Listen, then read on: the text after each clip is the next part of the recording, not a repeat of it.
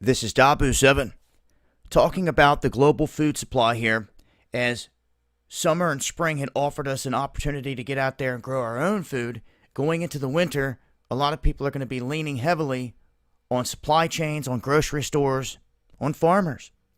And what we're seeing here is that there is indeed a shortage globally. Now, the UN had come out and had made these statements here not too long ago saying that the world would face famines of biblical proportions. I'm not so sure that many people caught that or heard that warning that they said. So much news floating around every day and happening, all these alerts and warnings. But this is kind of like the slow kill. Like when I talk about the frog slowly getting cooked and not realizing it. The shelves are becoming barren. And this is happening in many different cities. Now, your city may go to the store, may look fine. But I'm telling you, from the feedback that I get from all across the world, people are telling me they're walking in stores in their hometowns, and it doesn't make sense why some of the shelves are cleared out when there's no rush, there's no massive lines, and you have these big corporations saying that they're stockpiling, like your Walmarts and your Krogers. But yet you walk into the store, some of the shelves are empty and they're limiting items, and yet there's no rush on items. Other places seem to be moving along just fine.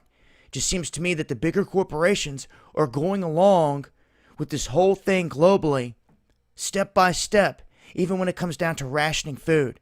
As I had said many times before, I feel like we're still in beta mode with all these beta tests happening here throughout this whole thing. One area that I want to point out is South America. They're now saying that from Mexico City all the way down to the southern tip of South America, there are food shortages, with obviously the poorest areas getting hit the hardest.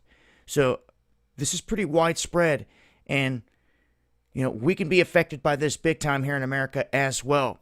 And it could creep up on us out of nowhere as the dollar loses buying power and becomes weaker, and food becomes more scarce, and the price naturally starts to inflate.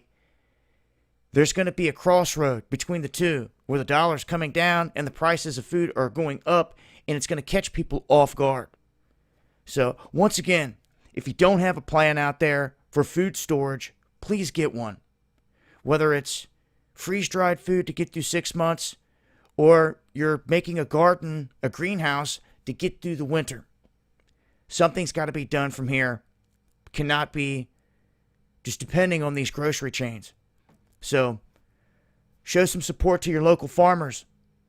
That will go a long way, that's for sure. And it'll help keep them in business and help keep you with fresh food in town.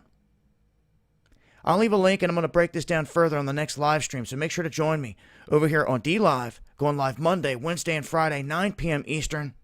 The gloves come off over here, and that's a fact, Jack. Hope to see you guys here. Much love.